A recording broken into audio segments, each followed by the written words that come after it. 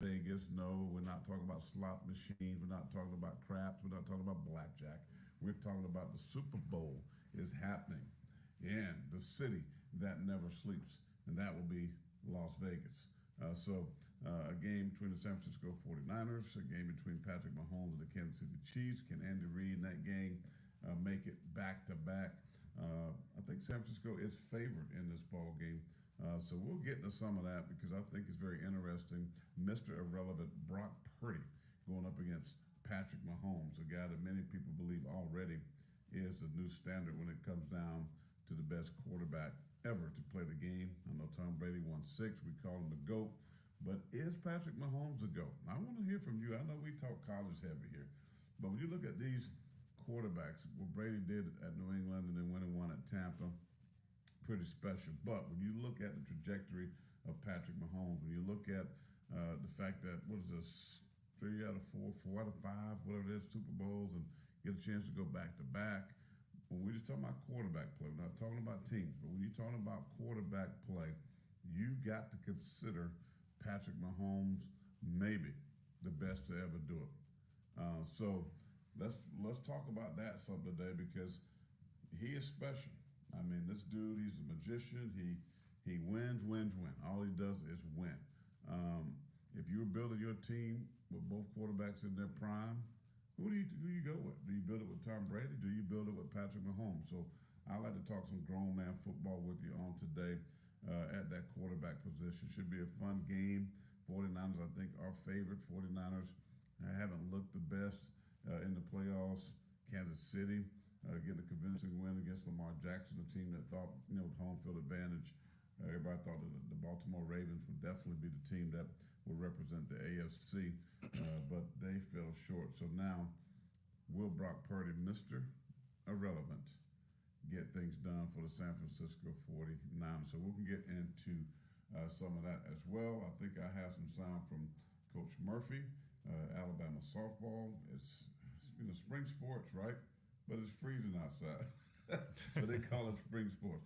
So we can probably hear from Coach Murphy some a little bit because I think they play, I believe, Villanova in Atlanta this week. So things getting fired off, and then about a little over a week or so, baseball starts up. So everything's now starting to get intertwined with sports. Football ending, basketball is rolling now. You got March Madness just around the corner. You got championship as far as the conference championships are concerned, coming up here in a couple of weeks. So we're getting ready to get crazy, down, dirty, and busy. 205-342-9904, the number for the program. Free download, Tide 100.9, that app. You can leave your thoughts, comments, or questions right there. And we're sponsored by Good Friends at the Good Feet Store. Appreciate all that they do. America's Art Support Experts. Go see Douglas and the gang over at Midtown Village right there in Tuscaloosa. And they will gladly take great care of you. And we appreciate them being the title sponsor of the Miller's Edge. To Tuscaloosa now we go, where Noah Chambers, I changed his name to Chambers. Why is that? It's kind of a name that he probably would not ever have because Chambers sounds like somebody that grew up in my neighborhood. But this week he's Chambers for the rest of the week. Noah Chambers and Christian Miller. Guys, what's up? Not much. I see you got a little headset, a new headset. It looks good. Nice and official. It sounds good. Is that new? No. Oh. Well, I feel like that's different. Normally you don't have the headset with the mic. I normally use my mic, but ever since I put Blue on blast, I told you, I got 2 really nice Blue mics. And, no, the one you got is nice though. I like that. Yeah. Should I be sure? But yeah, we might need to retire those. No, I was complimenting you. Looks good. But yeah, no, how's the mic look good? I'm saying it looks official because again, remember we're streaming, so I can see you, right? Oh, yeah, so I see $24 Best Buy. No, that's what I'm saying. That and honestly probably was the Best Buy because so far, I mean, the other mic is just $200 don't work. Exactly, right? That's what I'm saying. You got the nice broadcaster looking mic, but no, I'm curious though. I know you love watching football, any type of football, even though you make fun of lower level football, it's like NAIA, but. I'm not making fun of it. I'm just not counting it as far as I'm just giving you a hard time. The boy in the street cred. I'm just giving you a hard time. But what I was going to ask you is, is this like a sad moment for you knowing that this Sunday's the last last football game of the year, or are you going to watch the UFL? I'm sorry, I forgot about that. I forgot the UFL is about to kick off. I don't want to discredit UFL. Yeah, Do you watch UFL football? What is it? So they changed it to UFL. Remember? So yeah, the United Football USFL. League? I guess yeah. USFL and the XFL have now merged. So All right. Yeah, I'm so- watch UFL. you said you are? Absolutely. Yeah, I'm excited. You know, our Is guy River Foster going back in and playing? he was picked up. Yeah. So how it worked is basically they took several XFL teams and then they're one conference. So the conferences are the XFL and the USFL. And basically, some guys they I guess they got rid of a couple teams from each league. When they dissolved those teams, those available guys were drafted. So I think Ruben's team was one of those teams that was dissolved, or whatever you want to call it. But he ended up getting picked up. Can't remember which team it was. But yeah, so he's still playing. Bo Scarborough, our guy Bo, he'll be there. We'll have to get him on the show, have him talk about kind of his expectations. He's still with the Stallions, and yeah, so I'm excited for that. But I didn't know if you dive into that too much. But I think they've been doing a pretty good job with it. And The Rock is doing a nice job going out, doing appearances. He came back to WWE. Matter of fact, SmackDown, for all my wrestling fans like me, they were in Birmingham last Friday, and The Rock came back, surprise, come back. Surprise comeback. And yeah, I think it was planned because I think he's trying to help promote the new merged league with the UFL. But anyway, so there's a lot of attention around it right now, so I'm excited to watch it. But I didn't know how you felt, with the Super Bowl coming up. I know you're probably a little upset because football is winding down. But I guess you got the UFL now. Listen, I'm upset, but football is year round. It's No, now with the UFL. It's got spring practice going to start here in March. But I meant like from an entertainment standpoint, you can't just turn on the TV and watch it. Well, I know we can cover it and see it. Well, But I'm a golf guy too, so what Tiger Woods playing in the Genesis. I didn't talk about that on yesterday. This is his first tournament of the year. His first tournament, matter of fact, since the Masters last year. So he's back in full competition. So I'm a dude that love to watch golf. I'm gonna watch golf Thursday through Sunday. I'm very entertained with golf. I know a lot of people say it's boring and just chasing a white ball around. I have no time for it, but I do. So I watch golf. Then I get to my tournament. So I'm traveling. I'll be doing. So you guys know that I travel a lot in the spring. So you'll see me in different places trying to do the radio show. But I'll be doing tournament. My own tournament is May 13, 14. So I'm working on that. Happening here in Columbia. Then I got Bill Murray's event, his Celebrity Pro-Am down in Jacksonville, Florida at the Renaissance. Then I got the Hootie event also in April. It's the Monday after the Masters. They call it MAM. I got his event. Then after my event, I'm going to Palm Springs, California. My guy Grant Fear, who's a Hall of Famer, NHL player, who's a goalie. Him and his wife do a beautiful job out in Palm Springs, so I'll be out there. I meant like kind of watching sports. I mean, we know your schedule's filled with you Well, golfing. it ain't gonna bother me as much. My point is, I'm doing all the different things because I ain't gonna have that much time to be just sitting around because I'm traveling and doing other things. So I'll miss it, but yeah, I mean, football is football, man. You can't. There's no better sport on the planet than football. I don't care. There's no better sport, and I don't think there's a better sport than college football. I mean, I like the pros a lot, but with Super Bowl coming up, I'll be all about it. But I ain't just really turning cartwheels about the Super Bowl this weekend. I'm just not. I mean, Why is that, It could have though? been if Lamar Jackson would have been in it and Taylor Swift wouldn't have been in it, I would have been so much more happier. So you would have preferred a Lions-Ravens Super Bowl Yes. versus the. I'm not gonna lie. I was kind of hoping the Lions would pull it off because I thought that was a hell of a story. I guess it still is. Their program, like or franchise, I should use, to be able to. I mean, they've just done such a great job. You talk about what's the head coach's name again? I like their head coach, man. He seems like a player's coach. He is a former player himself. The way he gets his guys to buy in, they play hard, they're physical. The way they drafted, they got guys like Jahmyr Gibbs, Brian Branch, and those guys are playing some really good football for them. I really like what they're doing. I thought that would have been a hell of a story to see. What is his name? The Lions head coach? Is it Dan? Yeah. What's his last name? I'm drawing a blank. then tight end now. You're making me draw that. That's what I'm saying. I would ask Noah, supposed but to be Noah definitely talking about done. me the Oh, other day. wow. Oh, you got too many concussions, blah blah blah. No. You can't. Lately, you haven't remembered nothing. What do you mean, dude? Dan Campbell is his name. Campbell. There it is. Thank you. Sorry, Dan Campbell. I love the job that he's done in Detroit, and I thought that would have been awesome for him and his squad to be able to pull that off, which they should have pulled it off. If we're being honest, they kind of laid an egg in that second half. I guess. Or props to Brock Purdy, Mr. Irrelevant.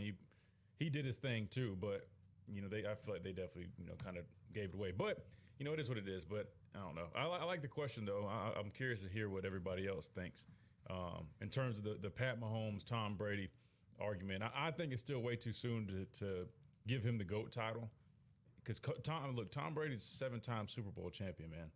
I know people can talk about the defense and all that stuff. Dude, man, greatness is greatness. Look, I see the look on your face, man. Come on, man. You're old school. How do you not appreciate Tom Brady, man? Doing it in that longevity? You and I both know how difficult it is to sit there and play at a high level, even just 1 year. Man, you did it 9 years. This dude did it. How long did he play? 20-something? 20 plus? Play quarterback, though. Okay, I get that. I get that. But too. I get that. And you're right. You see Dan Orlovsky's and those guys, they played double-digit years, and they're probably, backups and whatnot. But that's with a backup. No. That's what what I'm saying is I get what you're saying. You're right. Quarterbacks do have longevity, especially guys that have the backup roles. They can play a long time. I understand that, but at the same time, as a starting quarterback and to do it at that high of a level, even when he's I know you see Aaron Rodgers, you see other guys that are old. I'm not saying this, it's something that's never been done, but to go out there, he beat Pat Mahomes, right? He beat the young guy. I'm just saying, you got to give him respect, man. You telling me you really don't respect Brady like that? You think the defense was? Yes. Why y'all young people always think if you don't agree, you're disrespecting somebody? It ain't even about respect. I ask a question to the audience. Hi there, YouTube extra. By the way, I got my shades off. I can see you. Tom Brady in the prime, Patrick Mahomes in the prime. I'm just saying. I'm talking about the quarterback position, right? We know football is the ultimate team sport. Brady didn't win those by himself, yet he gets all the credit, right? Even more so than Bill Belichick, the head coach. Right? He gets all the credit. It was about Tom Brady. It was TB12 all day, every day, twice on Sunday. But if I'm looking at what I've known and the evidence that I have between Patrick Mahomes and Tom Brady, and I'm saying, okay, they said, Corey, you are the GM. Start your team. Here's your 2 picks. Well, here's the 2 choices. Pick one of these guys to be the quarterback. Easy choice for me. I'm going with Patrick Mahomes. Right. In a day where a guy has to be able to move, in a day where a guy has to be able to improvise and make something out of nothing, nobody does that better than Patrick Mahomes. I agree. A guy that can stand in the pocket, even when the pocket is clean, it's not messy, and he can scan and read his coverages and read 1, 2, 3, 4, and 5. I'm going with Tom Brady. He makes every throw. He can run. He's smart. And by the way, when it comes down to improvising with legs, getting the first down, he's faster than you think. He's tougher than you think. So if I was starting a team, I don't care about the 6, 7 Super Bowls, right? Because I know half of them was not about Tom Brady. Was not Tom Brady coming up with the big play. So the Super Bowls thus far that Kansas City has won has been all about Patrick Mahomes. By the way, 2 Super Bowl MVPs. Okay, and if they win this one, it's going to be Patrick Mahomes with a 3rd Super Bowl MVP. Right. So, in this day and age of football, I would not take Tom Brady. I can appreciate. I have nothing but love for him. I respect him. Me and Tom Brady flew out to the Junior Seau golf event years ago. I'll never forget on the plane. I think we were coming from Charlotte, somewhere we got hooked up. And he brought his girlfriend out there just to break up with her. I respected that.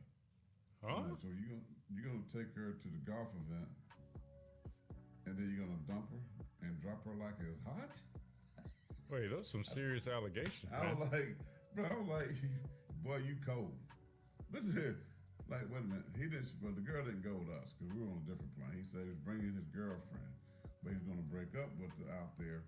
at the golf in San Diego. He's telling you this, or you saying you? Yeah, no, man, because we're in first class, and me and him sit next to each other. So we flying, we just chatting, probably having a couple pops or two back in the day. And so he's like, yeah, man, I like her and all this. She cool, but I'll be ready to drop her like it hot. I don't know if I'm behind this story. So my point was to him was like, why you coming way out here to tell the girl that you ain't gonna be with her no more? So I just thought, man, dude, that's cold. That's all. But when it comes to football, that's a true story though, by the way. But when it comes to football, I'll go with Patrick Mahomes. He would be my dude. What say you? I'm asking you that question. It's not a Bama question today. It is that's a different question though. I mean, I agree with you on that. We said it. I thought you initially said is he the team with? That's a different question. I agree with you on that. You said who you going with? Patrick Mahomes? No. I thought we were saying is it too soon? Like, is he the GOAT, the new GOAT? No, I'm saying who you starting your team with. Okay, Noah's going to have to run. I swore the question was is he the new GOAT? No, I never said that. Nah, okay, well, but that's a whole different situation. I think without a doubt, I'm going with Pat Mahomes now. I'm just saying. A lot of people are trying to crown him as the new GOAT, and I just think it's too soon to say that. Which I would think you would agree with me because you're the Mister like, oh, I gotta wait, come on now. What I gotta wait on? I don't see enough. 7. I gotta move this mic, man. I'm about to tear this mic off. 7 Super Bowls versus 2. What do you mean? You do have to wait. Dr. Crystal said Pat's telling Tom hold his beer. I don't know. We gotta talk about this. That's surprising. Let's throw it out there for today. If you were starting a team, both quarterbacks in their prime, which quarterback are you taking? Is it Patrick Mahomes? Is it TB12 Tom Brady? That's a question we're throwing out there today. Don't forget, Stephen M. Smith is going to join us in the 1 o'clock hour too. I forgot to say that in the opening, but he has confirmed via cellular phone. He'll be here at 1 o'clock. We'll talk all things Bama with him for sure. And then also, we were asking a question yesterday about the coaches who's on staff, and well, your boy told the Red Elephant Club that, hey, I'm Ryan Grubb. He did it kind of like this, you two. You can't see me on the air. He goes, the Red Elephant Room, hear me and hear me clearly. My name is Ryan Grubb, and I am the offensive coordinator for the Alabama Crimson Tide. So what he just did, he dispelled all the notions, all the thoughts about going to Seattle into the National Football League. He just told you that's what he's doing. That's his job. So you got to give a brother a hand clap about that. We got to hit a break. 205-342-9904. We'll come back, take some phone calls, we'll get some comments. We'll talk about the softball team. We're going to talk about the basketball team. That's really the top story. They got beat down last night. Nate Oates. I think I got some sign for him as well. That's coming up. Right here in the Mills Edge. On the Tide 100.9. Back in a moment.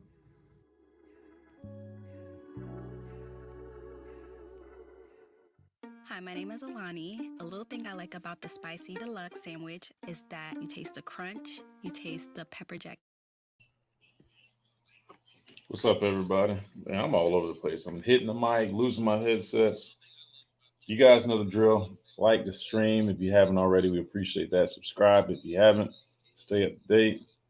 I see Jeff's in here, Dr. Crystal, Joey, G, Sam.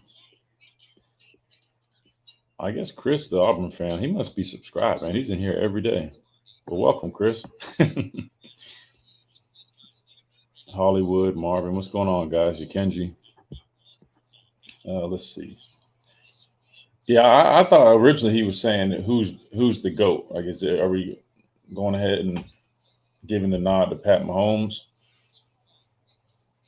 But I guess we're going with who would you start your franchise with? If that's the case, I think with today's game, you got to go Pat Mahomes.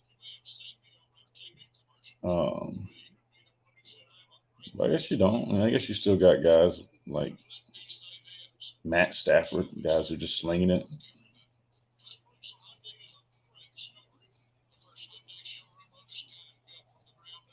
Let's see. Dr. Crystal's going with Pat. Jeff's going with Brady. Joey said Joe Montana's better than both.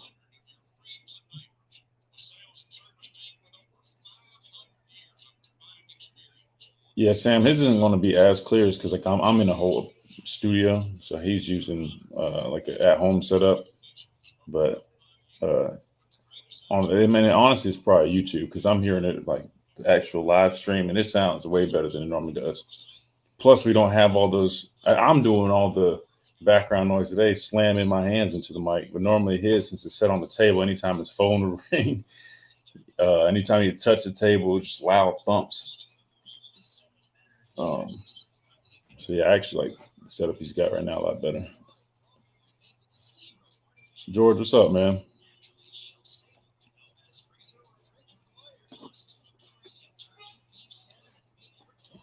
G-Man, what's going on? Man, so you got high praise from Mahomes. You said he's equivalent to Michael Jordan.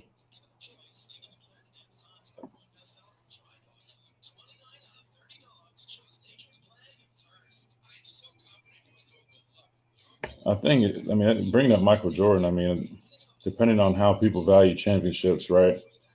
I mean, if you value championships, I think a lot of people easily would stick with Tom Brady, at least in terms of like the GOAT, right? Similar to the Michael Jordan argument, people don't deny him being the GOAT because of all the championships he won. That's the argument when you bring up LeBron, right? Kind of an apples to oranges comparison, but something to think about.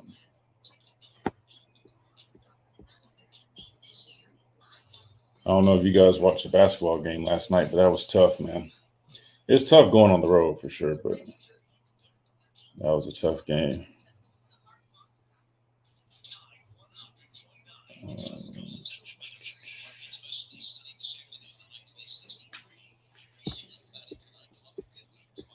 Surprised Chris isn't talking about that.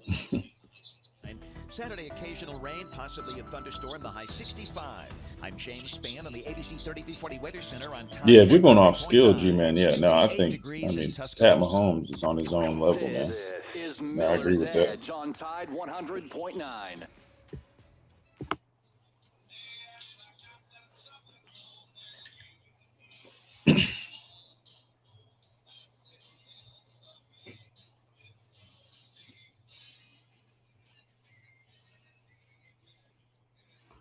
Here on a Thursday. Hope you're doing well on today. A little news note for you real quick. With this year being the first year of the 12-team playoff, well, the committee changed. They served their little 3-year term. We got new members coming, and we got a new, director, so to speak, or chairperson.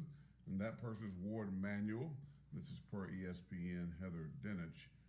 So Ward Manuel has been named the chair of the College Football Playoff Selection Committee for the first season of the 12-team playoff. They announced this on today. They said that they're delighted to have Ward serve as the college football chair. Executive Director Bill Hancock spoke this. He's been a valuable member of the committee the last 2 years, and the experience will serve him well in leading the group. He's a former student athlete. He will also be a good spokesperson to let the fans know how the committee reaches its ranking, which I don't believe that, because when you listen to them talk to Reese Davis every week when they're doing the college football playoffs, it kind of nerve-wracking. But Manuel did play football. He's a former defensive end at Michigan. He replaced North Carolina State Athletic Director Boo Corrigan. And his term expired after serving as the group's chair for the past 2 seasons. So there you go. Ward Manuel, Michigan, will be the college football chair.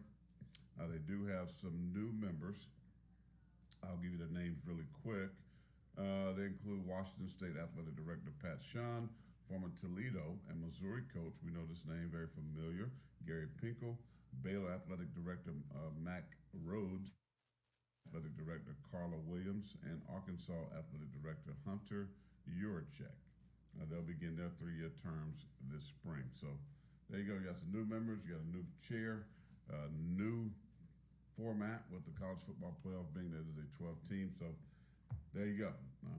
We'll see.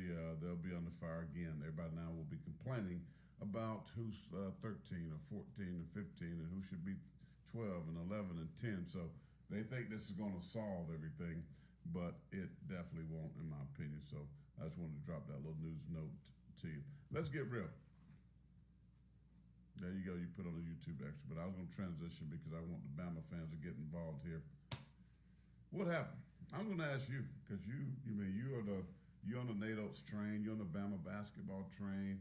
You're at the games. You didn't go to this game, but man, people laughed. The fans joked their little arena, how they're on top of you, but it seemed to serve them very well on last night in that little small arena on top of Alabama, loud and crazy, right? So what happened? They got beat down by 22 points, I believe, to Auburn at home. Now that's 15 in a row for the Tigers. Alabama didn't play well. Auburn shot 50. I believe I'm saying this. I got to go back and look at it. 50 free throws. Yeah, I think maybe 51. But yeah, at least 50. But wasn't it like over 80 free throws combined between both teams in this ball game? Correct. Unbelievable. Yeah, I mean, honestly, first thing I noticed, again, I just watched. I wasn't there, but I mean that atmosphere. They did a good job, right? I mean, no matter how you joke about the arena or whatever it is, I mean, just from watching it, you could hear how loud it was, right? It was packed out. They all had that ugly orange on, but then just from a playing standpoint, I think the biggest thing, obviously, other than the fouls and all that, I just feel like we just struggled like down in the paint. I don't think we really have like a dominant like paint player. You know what I mean? I think that kind of gets us. Then I was going to ask your thoughts on this too. And we probably got the audio, but Nate Oates came out in the press conference and he kind of put his best player on blast, so to speak. He said, we need Mark Sears to play better defense. Now, he's probably just telling the truth, but I was curious kind of your thoughts on like, how do you feel about a coach kind of, publicly putting his best player on blast like that? I just know as a player, I know Coach Saban is not afraid to be honest about, things that we need to improve upon. But I know he tries to at least always, even if he starts getting a little too honest in the media, he always kind of brings it back in and finishes on a positive note. He always tries to be a little more positive. Nate Oates, he just keeps it real. And I know somebody like you like to keep it real, but you're also a former player. What are your thoughts on that? With Coach Oates kind of just publicly saying, hey, our best player has got to play better defense. If we want to win big games, he's got to be better on defense. And it's not the first time. He called out Grant Nelson, too, I think.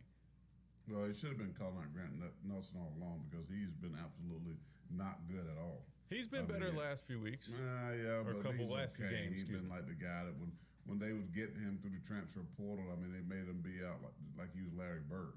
Let's just be honest. I mean, the dude gonna come in here that North Dakota State, somewhere like that, and dunking on everybody. It looks like he was Phi Slamma Jamma part of that team, and we haven't seen it. I mean, he's just been, I think, below average.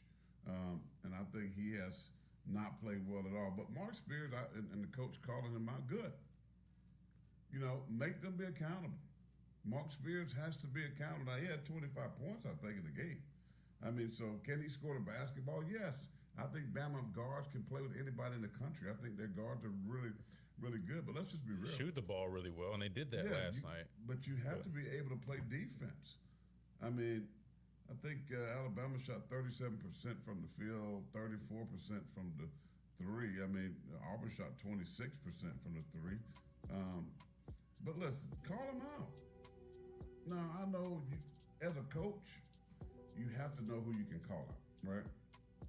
I was at an event last night with the Gamecocks at a signing party with the Booster Club, and Coach Beaver Shane was saying the same thing, just about, getting on players, and we're talking about just afraid that they're gonna leave, if you say the wrong thing. But Mark Sears strikes me as the kind of dude that you can say, hey man, I need my point guard. He is the leader of the basketball team. So if you get on the leader, sometimes coaches look at it like this: you get on the leader, and it's easier for that message to really flow down to the rest of the team, because they're gonna look at it like, hey, he's getting on Mark. He called Mark out. Well, then if he called me out, no biggie, because he'll do it to the best player on the basketball team. So I think Nate Oates has established that type of relationship with his players. But he's right. I mean, they lost 99 to 81. I mean, they gave up almost 100 points. I mean, they scored 81. That's a lot of points. But they gave up 99. I'm telling you, So- man, the paint, like, they struggle down They have low. no big man. They have no. Their front court is not good. It's just not good. They're going to make the tournament, but Alabama's not going to be a Sweet 16 team. I think they'll be a team that's going to get beat early. I think they might get to 32, and that's the big question. If they're hitting threes, I mean, if they're getting hot, they're a streaky basketball team. So they don't play good defense. Their front court is just average, maybe below average. So give them credit. They got a lot of new guys on this basketball team, but to me, it's just not a good basketball team. We'll talk more about it. I mean, I think Nate Oates, and I will hear from him too. I'll have Noah pot up some sound to hear what he had to say following the game. But yeah, man, they kind of peed on their leg. I mean, looking really good and getting back to Alabama basketball, playing better defense the last few games. But man, Auburn's a good basketball team. Love to hear your thoughts on that. Bama versus Auburn in basketball. Is Bama a Sweet 16 team? In my opinion, no. They're just not. Will they win the SEC? No, they're not going to win the SEC this year. I don't think they're going to make a push in the tournament. I just don't think they're that good. When you're talking about that upper edge level, in my opinion, they're good, but they're not that team anymore. I think they need some more pieces, especially in the front court. Quick timeout. Come back. We'll talk more about this basketball game as Alabama goes down to Auburn, 99-81 in the Neville in Auburn, Alabama. Back in a moment.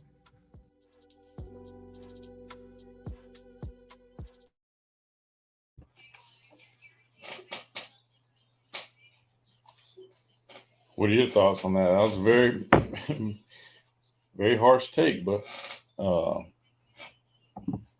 are your thoughts on that? Sam, you got to leave. All right, man. Have a good one. Oh, you're going to tune in on Tide 100.9. There you go. Cadillac make a great coach at Bama. I feel like y'all been asking that a lot. I mean, a good coach is a good coach. I don't think it matters really where you coached at. T-Rob played or coached at Auburn or whatever it was. Maybe both, right? But we got Robert Gillespie as our running back coach. So I don't really think that's really possible, But no, I think if you can coach, you can coach. Plus, he's a player's coach. Guys are going to flock to him. Probably be great in recruiting.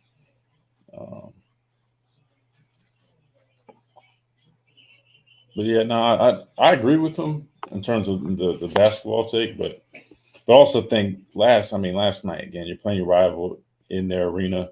It's going to be tough, right? I wouldn't rule them out just yet. I think they definitely need to improve, especially in the paint, right? And I just don't know if they have those guys, but if somebody can step up, that help them out. Shooting has not been an issue for them. They've been shooting the ball really well, but they've got to stop turning the ball over too.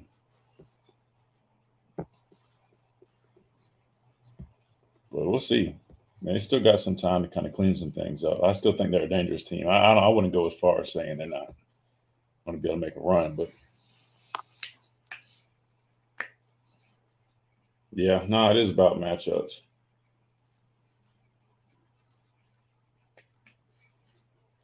That's the biggest thing, though. I mean, when you don't have that front court and you're over relying on those shots. I mean, if you're off that night, man, you're in trouble.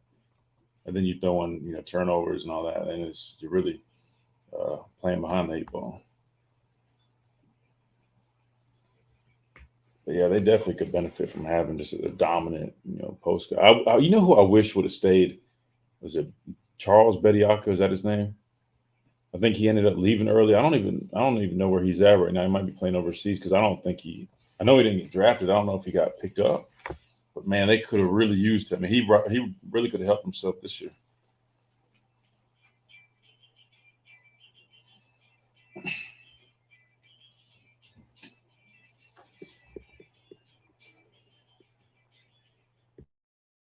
Edge 12:39 Central Time, 1:39 here in Columbia, South Carolina. Talking Alabama basketball. They go down 99-81 to the Tigers of Auburn at the Neville. And what a loud, crazy place last night. 80 or 81 foul shots taken in that ball game. Auburn shot 51 or so foul shots. But here's head coach Nate Oates after the game as the Tide falls short. Coach, tough when you had some periods there where it looked like things might go your way, but too many stretches by the Tigers. Yeah, no, we got out tough tonight. It's disappointing. You know, I thought we'd come ready to play more. We got to have them more ready to go. It's on us. You know, I'm still trying to figure this group out, but I'm looking at the blue collar stuff right now. They had 25 more than we did. You know, they played harder. They out rebounded us. They turned us over. You know, they're +7 on the glass. Second chance points were doubled, 24-12. Points off turnovers were just about, they were more than double. They're 22-10. You know, they turned us over 15 times. We only turned them over 5 times. A lot of toughness stuff we failed on tonight. Coach, they were able to answer your team's comeback. You're down, I think, a dozen in the first half early. You tie it, actually take the lead, and then they finished with that flurry, and it seemed like the game just kind of settled in, and it was all their way from that point forward. Yeah, you got to start games better. You got to close halves better. You got to start second halves better, close the game. Like we've had an issue with that, whether it's the start of the game, the close of the half, start of the second half. Once we settle in, we've been pretty good all year. This has been an issue for us for large parts of the year. So, you know, we got to learn. Some guys got to start to focus on things. We're trying to make big points and emphasis. So, yeah, I mean, it was disappointing. The good thing is we're still in first place in the league with 8 games to go. We're going to play a lot better these last 8 games than we did tonight. Coach Broom and Williams, just a tough combo to stop. Yeah, I mean, Broom just killed us both times we played him, and Williams had a great game tonight. You know, with our small lineup, they went to the post on him. You know, we didn't have a good answer for it. Even when we went with our bigger guys, he kind of had his way with us. So, you know, those 2 guys are good. Shoot, I thought Trey Donaldson started the game out pretty good. We didn't guard him very well at the beginning of the game, and you know, we got to do a better job on defense. We got to do a better job with the tough plays. Got to turn around quick too, because you're back on the road, another tough environment. Yeah, I mean, LSU's a good team. If we don't play better than we did tonight, we'll be on a 2-game losing streak and not in first place anymore. So we're gonna have to bring it Saturday. We're gonna have to be ready. We're gonna have to make a quick turnaround and be ready to go. Thank you for the time, Coach. Thanks, Chris. Appreciate it. Coach Nate Oates. There it is, Chris Stewart, the voice of Alabama Crimson Tide basketball team of sports, you should say, interviewing Nate Oates, and quite frankly, he was very honest, Christian. He was basically saying, hey, this is what it is. We got to be better defensively. We got to be better in the low post area. You know, they turned the ball over. I think they had 15 turnovers in the ball game, I believe. But let's give Auburn some credit too. I mean, I know we're talking Alabama, but we must sit there and say, hey, Bruce Pearl has done a magnificent job with this basketball team. I mean, they got some dudes, and they're good in the front court. You hear her talking about Williams. They got guard play, quick, can shoot. They can score the basketball, get up at the rim, and they're a very smart team. I mean, if you watch and know basketball, I played it in a lot of years. Know it, and I know that Auburn has a very intelligent basketball team. You just know how they play. You can tell they practice a lot of situational basketball. A lot of people don't. A lot of coaches don't have their kids do that a great deal. You can tell that Bruce Pearl and Auburn practice situational basketball a great deal. I mean, they're equipped. They're well aware. This is a good basketball team, so there's no crazy disappointment in losing to Auburn on the road. I mean, you still split them, right? But when you hear how they're playing, though, as a whole, you know, having to go on a quick turnaround, I think LSU is the game they play next. LSU is a good basketball team. Going to be even tougher. It's tough to win on the road. We know that from football. In conference, is extremely hard. They can't go to Baton Rouge and play the way they played last night. They got to play better. They got to be better. The front court has to be much better. They need to play better defense. They got to protect the ball better. There's a lot of different areas when you look at a Nate Oates coach basketball team, which is a good team. I'm not saying they're not a good team. I don't know if it's, you heard him say, Christian, we're still learning each other. Do you still think it's that? Because, you know, they portal guys, bringing new guys in. I think we got 2 or 3 guys maybe that was on the team or played against Auburn last year.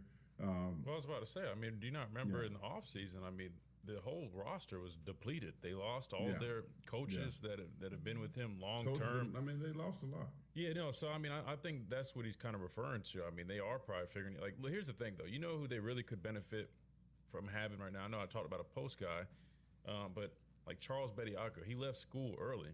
He would have benefited himself if he stayed in school and came back as well. That's exactly what I feel like they could benefit from right now. That's what they're missing. But no, look, I mean, he's right. I think they are still trying to figure everything out. A guy like Grant Nelson, who they probably thought would be able to come in and, play a larger role in other key areas. I think he's kind of struggled. I mean, he's got the size in terms of, I think he's like 6'11". He's a big guy. But in terms of, being physical right now and really being able to get it out the mud down with some of those guys in the paint like that, he's not really that guy for them as of now. And he fouled out early too in the game last night. Yeah, I mean, a guy like Nick Pringle came back from suspension. He was, in the game. Again, he's a 6'10" guy. I mean, he's a senior. He's got experience, but just wasn't too effective either. So, I mean, they just got some stuff to figure out. I don't think, it's look, again, you're playing your rival on the road. I mean, he talked about they got out physical. I mean, if you watched that game, I mean, you could just tell. Like, Auburn was playing with some vengeance. Look, they came to Tuscaloosa. We gave them hell when they came here. And so that team and that atmosphere, the fans, I mean, they're ready for it. And so we dropped one. But again, I wouldn't write this team off just yet because I've seen them play some really good basketball. I mean, I've been watching them blow people out by double digits like it's nothing, right? But again, when you just are so relying on those shots, man, you just got to make sure that you're playing well in other areas too, and you can't have that many turnovers. You can't struggle on defense, struggle with rebounds and that stuff, and just expect to win all the time. But I think they'll get it cleaned up. We'll see. 99-81 lost to the Tigers of Auburn. Guess what, though, guys? Good news. Y'all was looking for some good news. Some sunshine pumping. They're still in first place. Still tied for first place. That's right. In South Carolina. So, and if it came down to it, I mean, South Carolina, they got the win, so they have the edge there. So they're in good shape. They can control their own destiny, right? They got to win. This is a must-win, in my opinion, against LSU on the road. You got to win that game. You can't get behind the 8 ball, so that's a must-win. I mean, LSU is not like the best basketball. No, yeah, they're gonna. LSU, you heard them say they're a good team. They're solid. I mean, but they're not great. You think they're a really good basketball team? I call them great, but they don't have to be great. You can be good, and you can expose the weaknesses of Alabama, which we just alluded to. They have a lot of weaknesses, and this is a team in Alabama that you just don't say, they're going to show up at your plays at the spot and ramshot you. That ain't who they are. I mean, what Alabama are you going to get? I mean, that's the question. So that's what I'm saying. This is a must-win game for them. They want to try to keep in the race first place in the SEC. Final time out of the hour. We'll come back and wrap it up and get ready for Stephen M. Smith. We'll switch gears and talk about Bama football, about coaching, just have some fun with that. So sit tight, keep it between the lines. If you're driving, relax. We'll be back in just a moment. This is the Mills Edge on Tide 100.9, 1230 AM WTBC. We'll be back in a moment.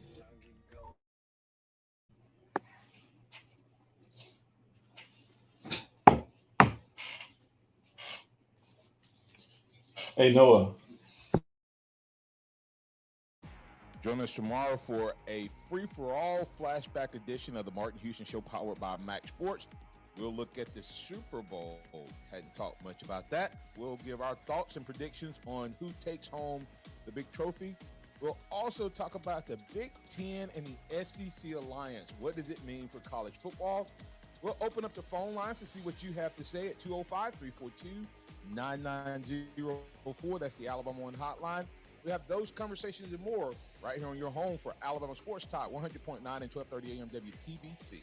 Catch the Martin Houston Show from 6 to 7 weekday mornings on Tide 100.9. This year, Dell Technologies wants to help you do amazing things with their best tech. For a limited time only, save on select next-gen PCs like the XPS 13 Plus, powered by Intel Core processors, and more. Plus, curate your dream setup with great deals on select monitors, mice, and more must-have electronics and accessories. When you shop online at Dell.com/deals, you'll have access to leading-edge technology to match your forward-thinking spirit and free shipping on everything. Again, that's Dell.com/deals. Tune in to Tide 100.9 for the Crimson Tide basketball pregame show with Kerry Clark and Hunter Johnson as they talk Tide basketball. Don't miss the Crimson Tide basketball pregame show, brought to you by Pritchett Moore Insurance, Tuscaloosa's best choice for business and personal insurance for 90 years. Get in zone, AutoZone. Welcome to AutoZone. What are you working on today? Brakes? We can save you 15% on that. We have OE quality Duralast brake pads and rotors in stock, ready for pickup or delivery. We also have calipers, brake fluid, tools, and anything else you'll need to do the job right. When you get Duralast pads and rotors together, you'll save 15%. It's just part of what makes us America's #1 brakes destination. If you're starting a franchise, the question was if you're starting a franchise, you got both players in their prime, who are you taking, Pat Mahomes or Tom Brady? Can't miss it. That was a question we threw out earlier. It's a diamond like I've And then we'll start talking some Alabama football coming up with Stephen M. Smith. Feature in Osmond, you can put artisan-created diamonds side by side with mined diamonds. When you see it, more importantly, when But if y'all got any questions or topics you want us to hit, Fincher and Osmond, drop them down below in the comments. I'll make sure we get to some. It's that time of the year we got plenty of time to talk about anything and everything. Partly to mostly sunny this afternoon. The high today 63. Increasingly cloudy tonight. The low at 50. Tomorrow mostly cloudy and mild. A chance of showers by late afternoon. The high 69. Saturday occasional rain, possibly a thunderstorm. The high 65. I wonder if he might not have watched. Chris might not have watched the broadcast where Charles Barkley pretty much did the stepchild. This is Miller's Edge on Tide 100.9.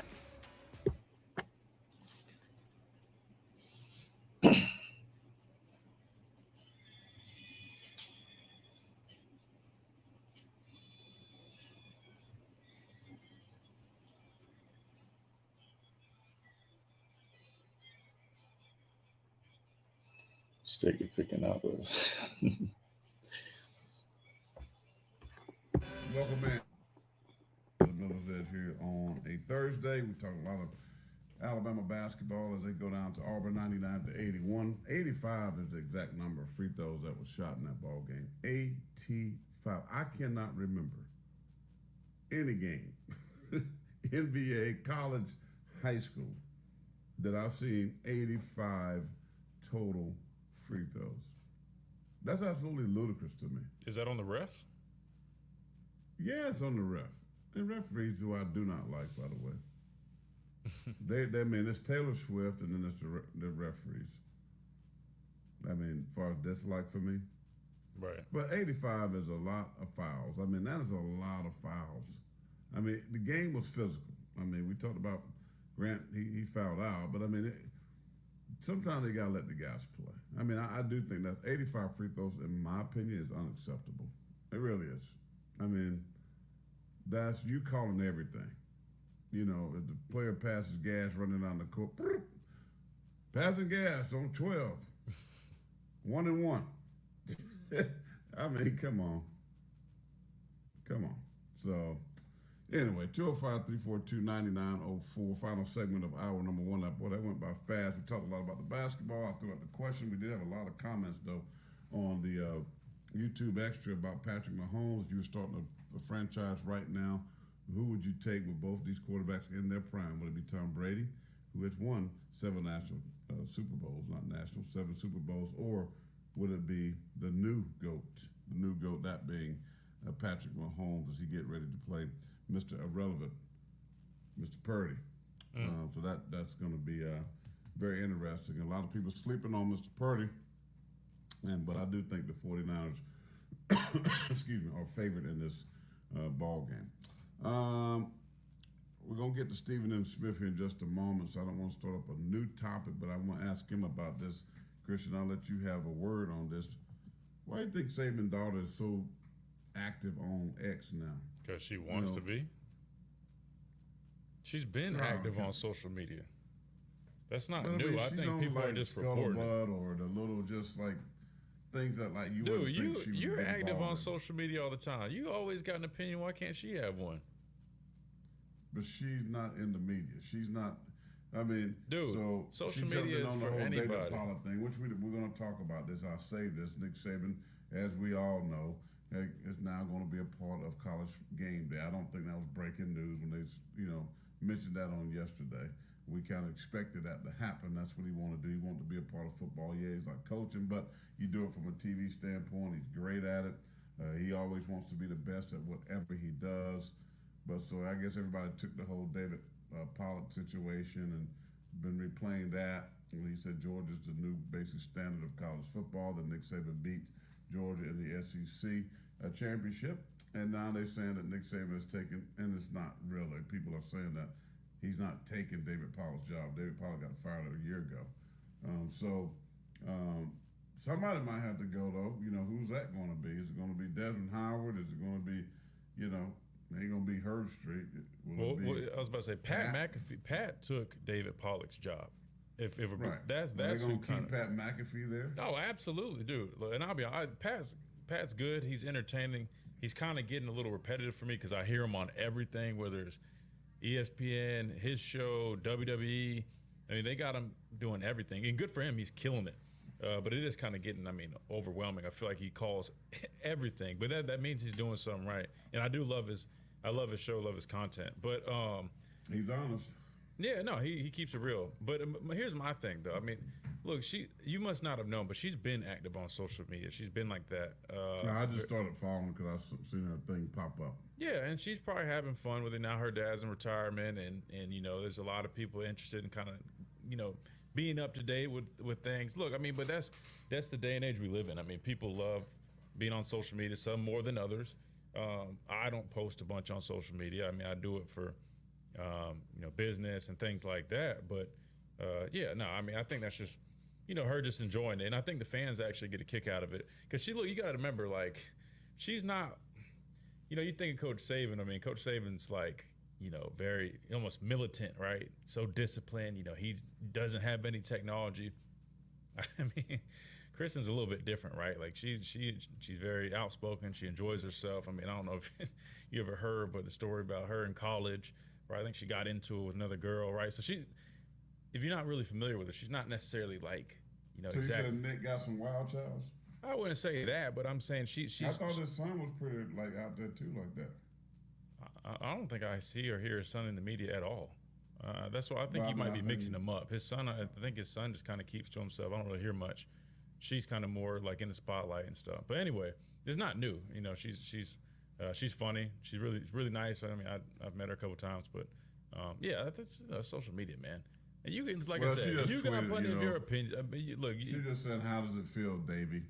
Well, she couldn't think about it. Then, like I said, she just probably was being funny, but she probably took it a certain way when he kind of was up there, which we talked about, I believe, when that happened. It was kind of disrespectful. I know he probably didn't mean for it to be like that, but it's kind of like, well, damn, dude. Like, he's just sitting up there. Listen, he's biased. We know. I mean, he's a Georgia guy. I mean, I wouldn't say he was intentionally trying to, be disrespectful, but it kind of came off kind of weird. And she probably just having her dad's back. Lying, though. I mean, and still. I mean, if you look at what Kirby Smart has done the last 2-3 years, I mean, last year they lost one game, and that was Alabama. I mean, they should have been a college football playoff team and probably would have won it. They probably were the best team in the country. You talking about Georgia? Yeah. No, look. That's why I was saying when somebody argue that, and then they won back-to-back national championships, then followed the back-to-back national championship with an undefeated regular season, and then loses to Alabama in the SEC championship. I mean, listen, you can say what you want to. They've been the standard of college football the last 4 years. So what David Pollack said was not wrong. I'm just saying, I'm a roll tide roll guy, but listen, you can't slap and throw away what Kirby Smart and the Georgia Bulldogs has done. All right, quick timeout, top of the hour break. Stephen M. Smith, in his own words, Bama Standard, touchdown, Alabama Magazine. We'll ask him, and we'll get into all things Alabama and talk much football on the flip side of this break. Sit tight, relax. We'll be back in a moment. This is The Edge on the Tide, 100.9, 1230 AM WTBC. We'll be back in a moment.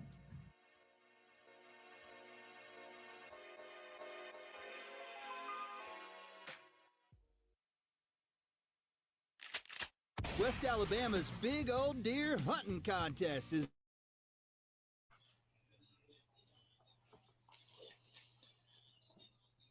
way premature, but let's say Dabo kills the season and exceeds all expectations. Do you think he'll leave for the NFL?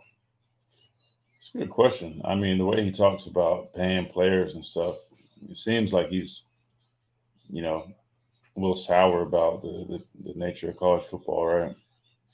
So I wouldn't be shocked. I mean, I could see that, but at the same time, I think he's one of those guys that enjoys developing guys. So I don't know. That's a good point. I guess I'm kind of like split. Like I wouldn't be shocked, but part of me feels like he enjoys like the developmental part of football, college football.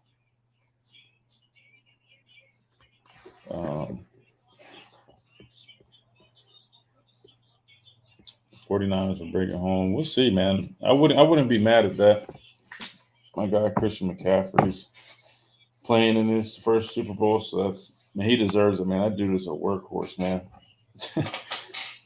He got used and abused in Carolina, and then not for much results, man. That he got paid, but you know he's the type of guy. He's a competitor. I know. I mean, he'd rather play for Super Bowls than be paid, right? He's one of those guys, my ultimate competitor. So I know he's worked his tail off for this moment. So I'm happy for people like that. And we got Cam Latu. He's with the 49ers. He's on injured reserve, but he'll be in the game. Then you got Isaiah Buggs on the practice squad with the Chiefs. So we got two guys in the Super Bowl, but probably won't be active unless Buggs ends up getting called up from the practice squad. But still, though, man, both guys still get a ring, still get the experience. Can't deny that.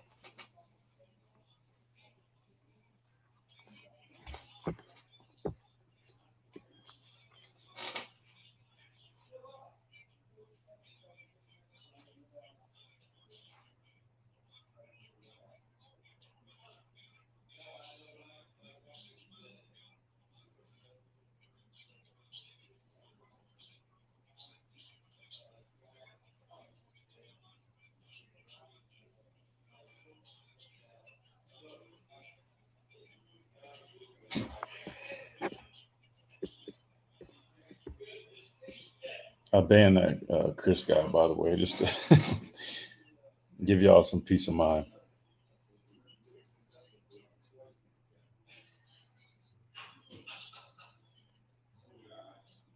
I am excited for Coach Saban on game day, though. I think it'll be great. Hearing kind of his thoughts on all the matchups. That's a good point, though. I wonder who he's going to replace, though. I mean, unless they're just adding a person, but I don't know.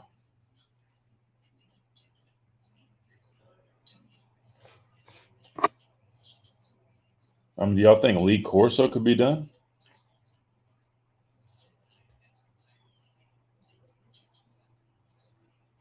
I mean, you got Lee Corso, Kirk Herbstreit, Reese Davis, Desmond Howard, Pat McAfee.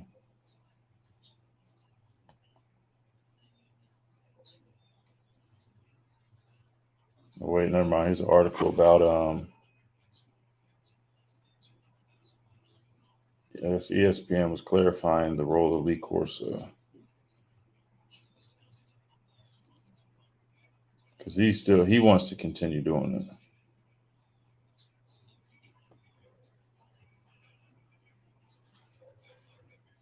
So what I'm reading right here, it says they'll feature 6 panelists. Reese Davis, Kirk Herbstreit, Desmond Howard, Pat McAfee. And then I guess Coach Saban and still Lee Corso. So 6 guys. That's good for him, though. He's going to kill it.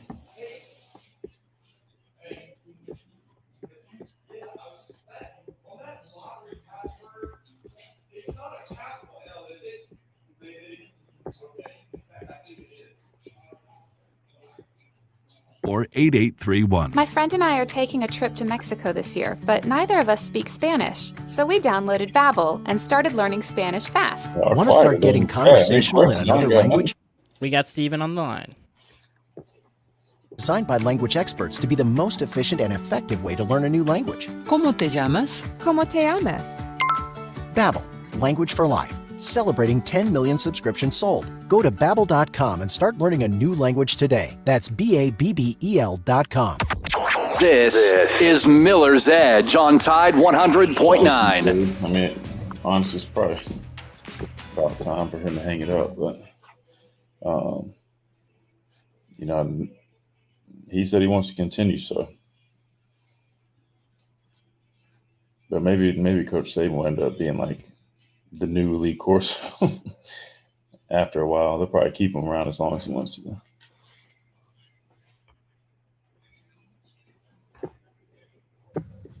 Smith, the M today stands for mind-blowing.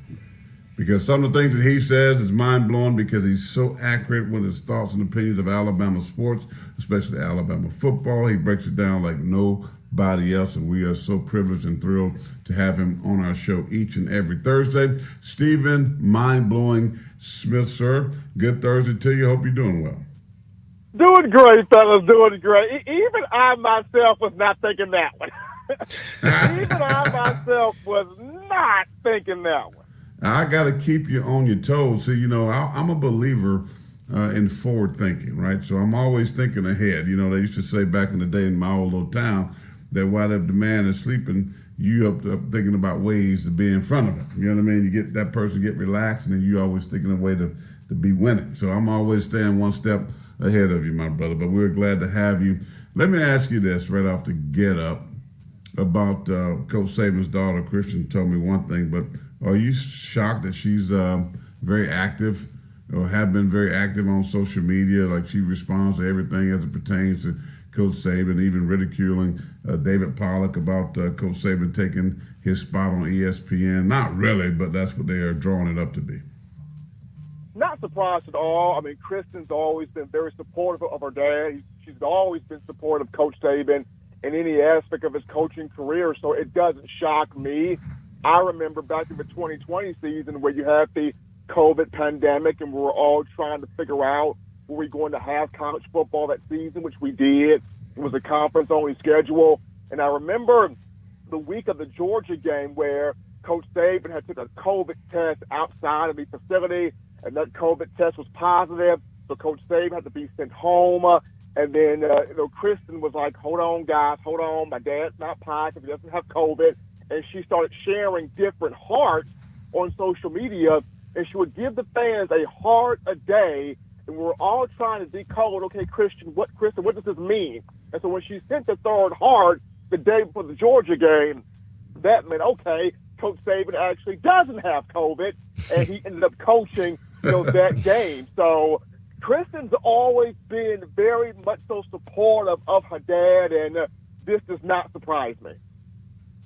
Yeah, that's what I was trying to explain to him, Stephen. I was like, he must just kind of be new to the party, but it's nothing new. She's always been outspoken and always been very supportive. I ain't new to the party. I just don't follow the coach's daughter. I'm not like everybody. I don't follow her like that either. But she just popped up on my timeline now by her comments. But what I'm saying is, if you're just now seeing that, then you're new to the party. Like Stephen was saying, I mean, she's always been very supportive and outspoken, right? I mean, that's kind of how she is. But Stephen, we had signing day this I guess yesterday, this past Wednesday. Only 3 guys signed because everybody else was already enrolled, early enrollees. I think Coach DeBoer ended up retaining about like 92% of this past signing class, which is good for now. But we all know that realistically the portal does open back up after the spring. That was one thing I don't know if many people were talking about, because while we did retain a lot of these guys, it really makes sense for them to stay around at least for spring, because number one, they might as well see how things go, see how they enjoy it. But also, if they were to leave, a lot of schools had already started the new semester and they probably would have to sit out. How do you think it will go post spring? Do you think we'll still, sustain or retain majority of that 92% of this recent signing class after the spring when the portal opens back up? Or do you think there's some concern that some guys might want to venture out elsewhere? There's always going to be some concern of guys going elsewhere. But I think quite a bit of these guys, I think they have a shot to retain that 92% just due to, you're going to be looking at a lot of these guys are going to get a chance to play at various positions. First and foremost, the secondary. This is going to be a very young secondary, so a lot of those guys on the back end whether it's Drake Kirkpatrick Jr., Xavier Brown, Zay Mincy. A lot of those kids, they're going to get a chance to get out there and compete in that secondary and show that they can get a starting spot there. You look at guys offensively, Caleb Oldham at tight end, he's going to have a real shot there at that position.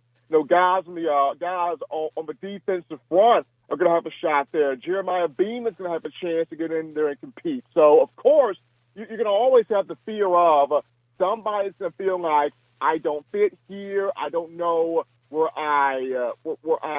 my skill set lies in relation to the roster, in relation to the depth chart, in relation to the new coaches in here, Coach DeBoer and his staff.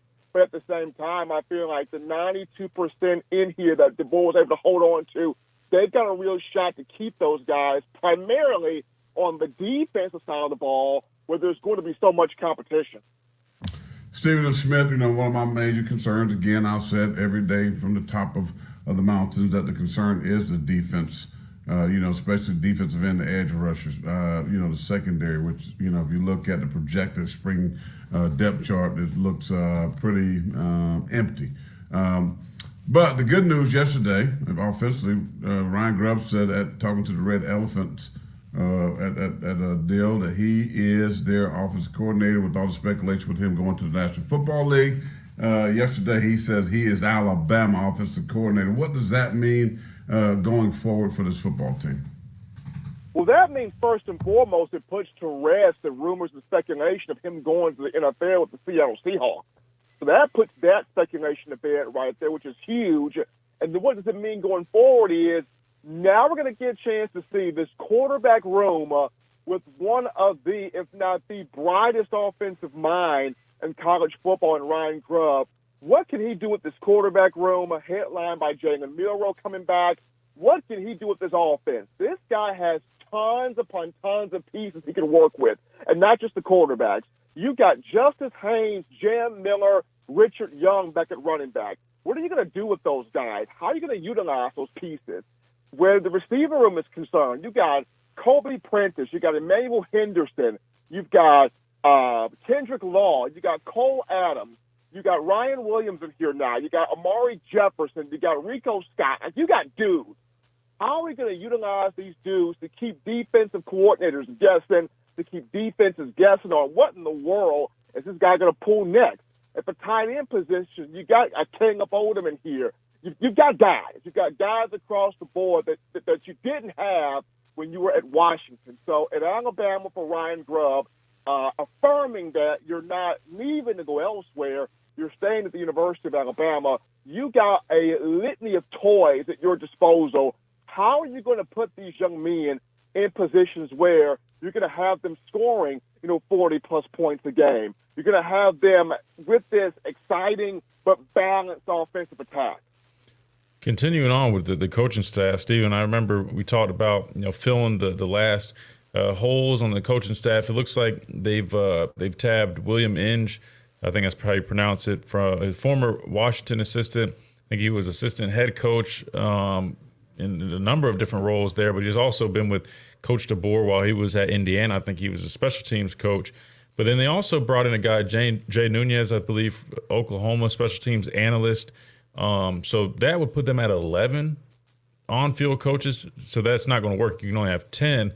Is there any word, or do you have any idea on how they plan on splitting that? Because, obviously they needed a special teams coordinator. Both the guys I mentioned have special teams experience. Do you see Jay Nunez staying in an off-field role like he had at Oklahoma? Or any thoughts on that, or have you heard anything regarding how they're going to, go about that special teams coordinator spot? No thoughts as of right now, but I could see Nunez in an off-field role, and then have, because in the 4-2-5 defense that Kane Womack's bringing in here, your outside linebacker now becomes another defensive end, right? Because you're having 4 down linemen. So with that being said, I could see Nunez in an off-field role or an off-field analyst role, and maybe they take Inge and make him the special teams coach, because he does have some experience there, or a lot of experience there at that position. It's going to be interesting. That 4-2-5 defense as opposed to the 3-4, where you have a specific outside linebackers coach. Now you don't necessarily have to have that in the 4-2-5. So you can take Inge and maybe make him the special teams coach, have Nunez work in an off-field role. No word has been said yet about how Kalen DeBoer is going to go about deciphering all of this stuff down, but that would just be my guess and opinion, is to have Nunez off the field and maybe take Coach William Inge and make him a special teams coach.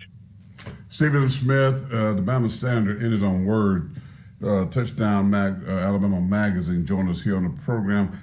You know, there's been words tossed around. You know, there's always words tossed around by people as it pertains to players and athletes and even now coaches. I mean, the word is the big E word, and that word is elite. I've been hearing that Kalen DeBoer has an elite staff. Here's my pushback. If I had told you, Stephen M. Smith, that Alabama would be replacing Nick Saban with 3 of the guys that were coordinators at the University of Indiana, that they would be on the staff at Alabama, and some other 2 head coaches from smaller schools that left their posts to become coordinators, that this has been part of your staff, would you have said that this staff is elite? I have a hard time saying that this is an elite staff. I think the offensive staff is consistent, and we've seen the evidence. But defensively, I'm not sold at all about this staff. And I got a lot of question marks. What say you? I say the offensive staff is proven. Grubb is proven. Jamarcus Shepard is proven. Of course, we know what Robert Gillespie does since he's been here at Alabama. The offensive staff is proven. The defensive staff, I have a question mark by.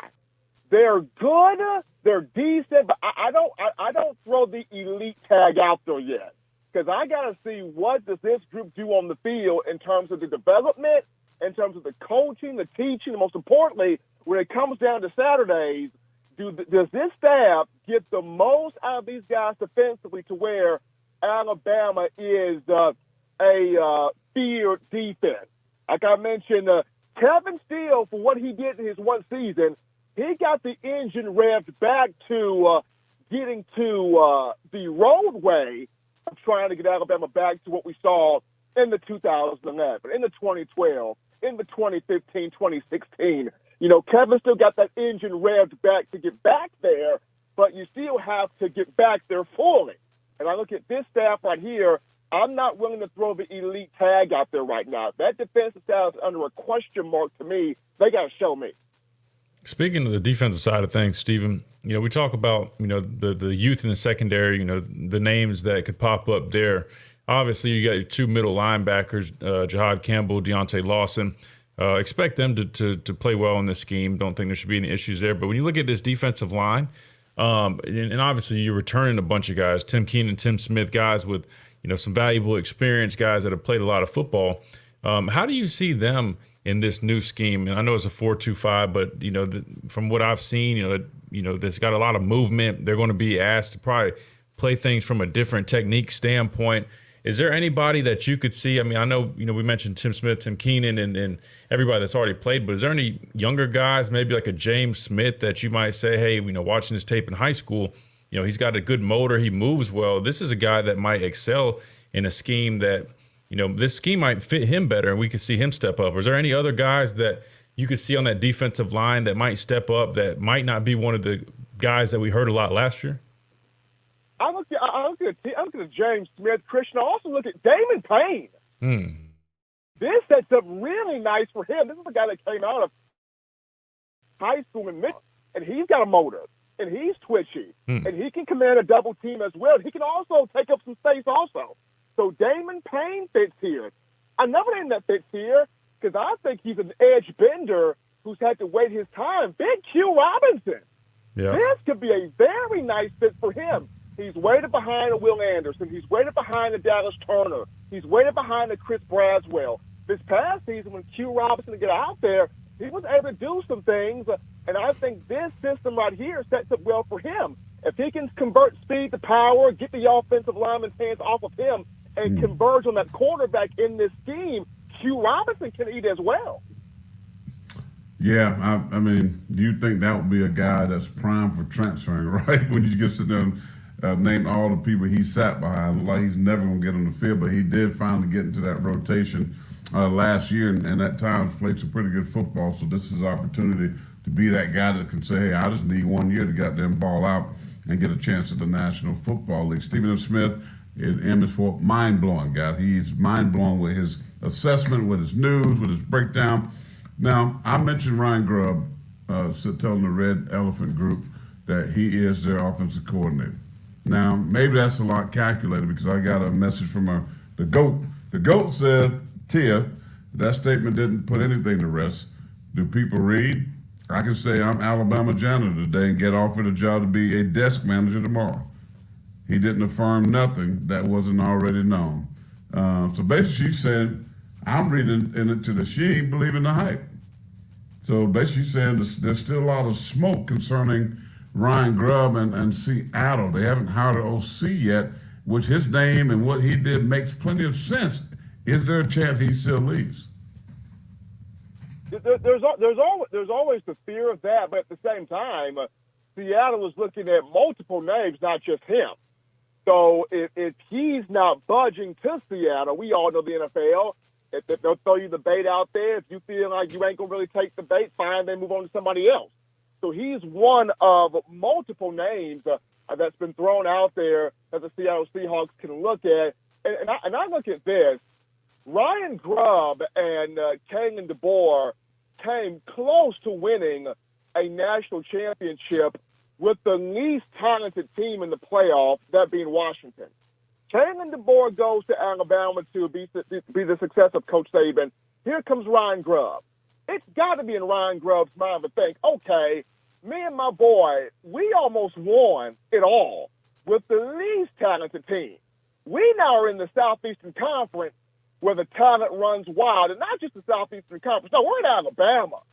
If we can almost win it all with the least talented, you give us all these 4 and 5 stars, we can really make something shake here. Why would I leave that? That's true.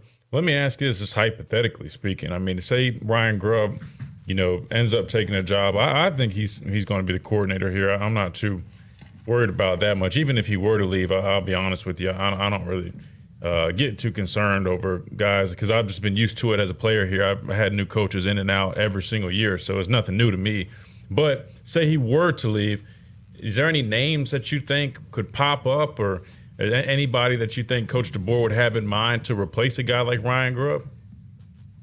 I mean, if that were to happen, then you would have to look at him maybe even doing a co-OC thing where he could bring in somebody else, but also bump up a Jamarcus Shepard, wide receivers coach, and have him be the wide receivers coach and co-OC, or the wide receivers coach and passing game coordinator. That's been done before at Alabama. When you go back to, there was a passing game coordinator thing with Josh Gaddis and Michael Locksley, and we saw that worked out pretty well there. So I could see that happening. If Grubb were to go, DeBoer would bring in a new name, but he would have it kind of in a co-OC deal with Jamarcus Shepard. Final question for you. Yesterday was signing day. It was kind of ho-hum. I mean, the 3 guys they got. I mean, the guy, that was committed to Washington, he's here now. The kid from Birmingham, linebacker undersized. Nothing there on signing day yesterday, really. Ryan Williams. Well, I mean, he was already, I get that. But my point is, the other thing is people saying that they have done an outstanding job of recruiting since they have been here. Again, maybe very strong choice of words by people. I still need to see a lot more. I'm going to give him through the spring and transfer portal for me. I can't say that they're out here killing it in recruiting. I will say this. The staff under Coach DeBoer did well in retaining the mass majority of the final Nick Saban recruiting class, which is 2024. They did a good job of that. What now we want to see is, okay, 2025 on down is now you. Now you got to sell them on you. Who are you, Kalen DeBoer? Who are you, Ryan Grubb? Who are you, Jamarcus Shepard, and the remainder of this staff? So now it's 2025 is Coach DeBoer now. What does he do with this 2025 class? What does he do when the transfer portal opens back up April 15th, 2 days after the spring game? That becomes Coach DeBoer's recruiting. 2024 was Nick Saban, and you were able to retain much of what Nick Saban brought in. From the transfer portal reopening back up on April 15th to the 2025 recruiting class on down, now Bama Nation looks at how good are you for real in getting guys, not just in the state, but guys around the landscape of recruiting to buy into you. So we're going to have to wait until the transfer portal opens back up and then the 2025 class on down. Yeah, I agree with waiting until the transfer portal opens back up, just because realistically, like I said, I mean, I know the guys were on campus here and the portal opened up when Coach Saban left, but that's just a pain, man, to enter and leave after you just got somewhere. You might as well feel it out, because that's the only thing I'd want to me, to feel good about him retaining most of this class. I want to see post-spring where they still stand, because once it opens back up, there might be some guys from this class, and that 92% could very well drop. I don't think it will, but it's something to keep an eye on. But you're right, though. I think 2025 will definitely be a lot more telling in terms of the class. But realistically, man, I mean, just hearing Ryan Williams talk about Coach DeBoer, he's very impressed, and he said a lot of great things about him. Really excited to play for him. So I think they're going to do well. I think they're going to do good in recruiting. Now, will they be able to recruit to Coach Saban's level? It's going to take time, right? I mean, I don't think hardly anybody. It's very rare for people to be able to do that. But with resources like NIL and, you know, keeping guys like Freddie Roach, Robert Gillespie, still having Kerrigan and Ashley Kimball, those people, and part of the recruiting staff, I think it will help them out tremendously. And I think they'll eventually start picking things up. So I'm not too concerned just yet, but also, you know, think it's too early for people to give a little too much credit, if that makes sense. But I'm with you. I think 2025 will be interesting, though, see what they can pull up, because there's a lot of good talent in the state for 2025, and I think that's going to be crucial, is being able to get the guys in state first and foremost. You got to win the in-state battle, so that's going to be the first challenge, because there's a lot of good talent in the state of Alabama, and you know that. Christian, my main thing is always, as long as Alabama can keep its hands on Amy Bragg, Miss Amy Bragg, which keep that woman in here. I don't think they did, Steven. They didn't keep Miss Amy? No, man. Unfortunately, I don't think they did. I always heard about that. That one I didn't really understand, because I mean, if she was a nutritionist and you know, performance director of nutrition for, you know, how many years? I mean, I can't remember when she got here, but it was just a handful of national championships. I don't know personally why I would look to replace that. And again, I don't know if it was, you know, his doing or others, but I think that you kind of, I don't know. To me, I think that was a key piece. To me, I put her up there close to Jeff Allen in terms of, you know, significance of this program. But, you know, I guess they have a plan, and we'll see what that is. But yeah, to my understanding, I don't think she was retained, unfortunately. And that's how you start building the monsters, is putting them on the right diet. Exactly. Look, she helped me, man. I got here, I was 195 pounds or 200 pounds, whatever it was. Left here at like 247. I mean, and the way she still treats me to this day, and any former player, I mean, she's phenomenal. You know, I respect her. You know, she overcame her battle with cancer, you know, and still was grinding to help all the athletes out. So I definitely, you know, I'm grateful for my time with her and all she's done for me and all the other athletes. And I wish her nothing but the best to whatever future endeavor she has. But no, she's best in the game, man. To me, you sure they fired her? I did not say the word. I did not say the F word. I just said I do not think she was. I don't believe she's on staff. No. Oh, then let me use a nice word, Steven. Now, you sure they retained her? I don't. To my understanding, again, I don't think she's on staff, unfortunately. Which again, maybe it was partly her decision. I don't know. I wouldn't think so, but now, Christian, Corey, I'm not trying to cry on the show now, because I love myself to the baby. I'm not trying to sit here and cry. Well, she gave you some free smoothies or something. She gave you some free peanut butter and jelly sandwiches. Man, she's the best in the business, man. So I mean, somebody's gonna get a grade if she continues to do this. I mean, she probably could do it on a private level. She could probably work for, you know, all the athletes. We got to figure out what happened to Miss Amy, because Stephen M. Smith is gonna be crying. I mean, I don't need to do crying up in here, and then his glasses gonna fog all up, and I know he ain't got no glasses. Look, Corey, you're too late. They've already fogged up. Oh man! I know that one's tough, man. I still am trying to figure that one out. But well, if he it's can all hire good. somebody to replace Miss Amy from Indiana or from Fresno State or from his NIAI school, I'm gonna have to boycott. No, if I had to guess, it'd I'm probably telling be you. somebody from Washington. But It's who worse. knows, man? They don't have the same. Come on, man. All right, I'm gonna leave it alone because I don't want Steven to cry. I mean, he got so much work to do today. Steven, thank you so much, man. I'm sorry. We'll find out for sure about Miss Amy, and maybe she can give you a final, last departing meal. You know. Look, man, hey, just have her give me that chicken palm one good time. That chicken palm one good time, and I'll be all right with that. Dang, now you got me. I just had an influx of memories of pregame meals with a half-baked cookie, all that. Oh, man, chocolate mess. Come on, man. Go over there and talk to Caleb and the boss, Steven. Go over there and ask for a meeting. Go over Hey, you know what? I'm about to send this email right now. Send it right I'm now about and to tell them send we ain't having this foolishness. Now we done put up with some stuff, but this got us the buck stop with Miss Amy right here. All right, man. Tell the people how they can get your good stuff, Steven. Absolutely. They can get it right there at touchdownalabama.com. That's touchdownalabama.com. We are giving you all of your coverage here on Alabama football, whether it's recruiting, whether it's the current guys on the roster, on the field, whether it's the guys playing in the NFL. We got the Super Bowl coming up Sunday. You got two former Bama players in that. When you look at the 49ers, you got Cameron Latu. When you look at the Chiefs, you got Isaiah Buggs. So one of these two that played under Coach Saban will get them a Super Bowl ring at the end of this week. So but you can keep it locked right here at touchdownalabama.com. We got you covered. Yeah, Steven, mind-blowing. Smith, my man. Appreciate you, brother. Appreciate you guys, man. Enjoy your Thursday. Yes, You sir. do the You same. too, There bro. he goes. He said Isaiah Buggs. Oh, my God. If Kansas City wins the Super Bowl now and Isaiah Buggs get a ring, you know, that smoke shop going to be like 4 stories.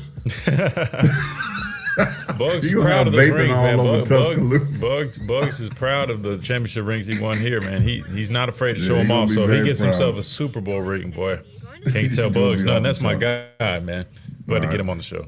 We got to get out of here for a minute. Quick time out. We'll be back in a moment. Isaiah Buggs and vape and Super Bowl champs. Nice ring. Be back in a moment. King's Hookah Lounge.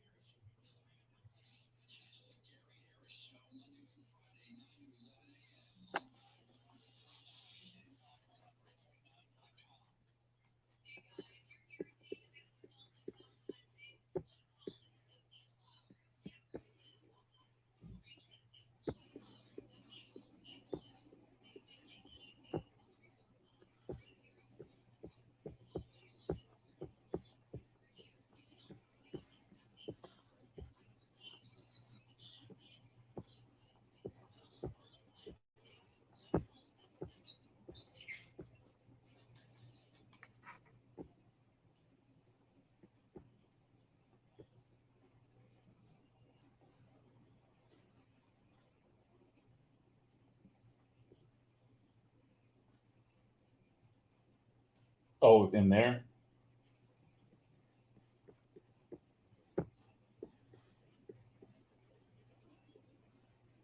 Is that on air?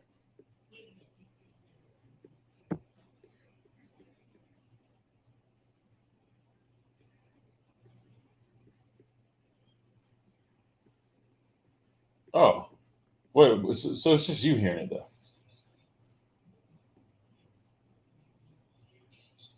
Oh, so you.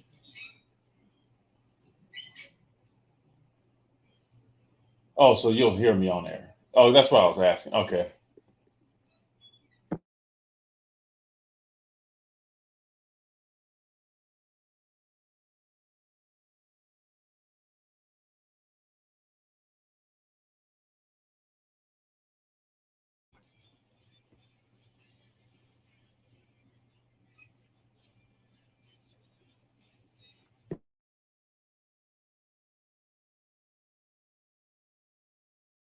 little beer and sunshine. Sun's not out today here in Columbia, South Carolina. I don't know down in Tuscaloosa. I know y'all been getting a lot of rain, but a little B&S, beer and sunshine. 205-342-9904. Don't forget the free download Tide 100.9. That app.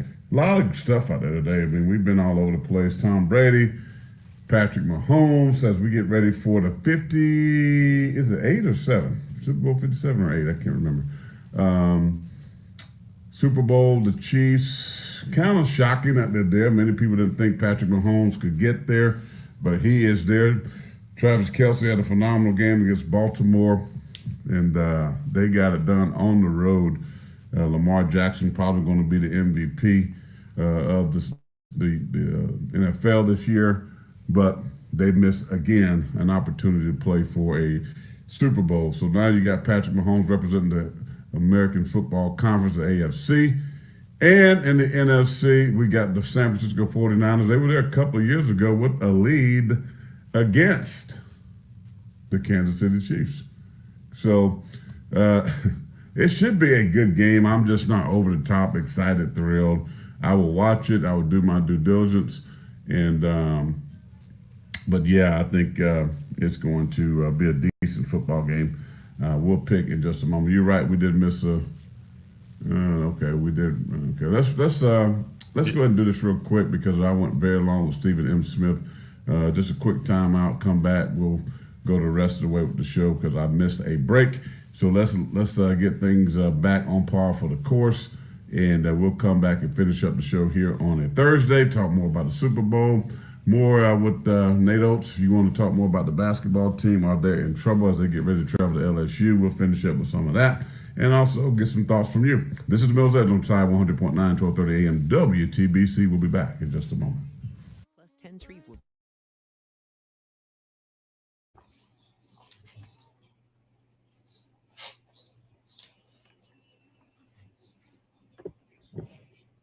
Carries artisan created diamonds. Earth and human safe. And bigger, lots bigger. Fincher and Osmond diamonds from the mines or artisan created diamonds. Hey, Corey. We've got Pat in Tuscaloosa on the line when we get back. Sounds good. Oh, it looks like we're getting another call too. Hang on. We broke the news. Big Old Deer Hunting Contest is underway. Weekly winners are picking up $50 gift cards for Texas Roadhouse. And all weekly winners are entered into the grand prize competition at the end of the season. Take your big buck over to Hicks Taxidermy, the official taxidermist of the Big Old Buck Hunting Contest. Presented by Hall's Feed and Seed, Adams Heating and Cooling, Anders Hardware, Crimson Pride Hunting and Fishing, Stacy Perkins, Modern Woodmen of America, and Riverside Feed and Seed. Win your shot at thousands of dollars in cash and prizes with the Big Old Buck Hunting Contest. You wouldn't think that this still happens. Hi, Barry Buckner for Tuscaloosa Hyundai. We have had customers come in who were visibly upset. Not at us, but at the dealership they had just left. Why were they upset? When you're shopping for a vehicle or any item, nothing is more frustrating than an agenda. It makes no difference what you say. They have no intention of working within your numbers, and the pressure reaches the point that when you walk away, you're the one that feels bad. At Tuscaloosa Hyundai, it's a pleasure seeing our customers relax when they realize we're the exact opposite of agenda. Tuscaloosa Hyundai is customer-driven. Every customer has different needs, and we're good with that. Our lineup of new Hyundais is outstanding, and all with no add-on side stickers. We are proud of our processes. When you're named the best of the best in your community, no agenda necessary. If you want to pay more, that's your business. If you want to save, that's our business. Tuscaloosa Hyundai, corner of Skyland and Hargrove, TuscaloosaHyundai.com. This is Miller's Edge on Tide 100.9.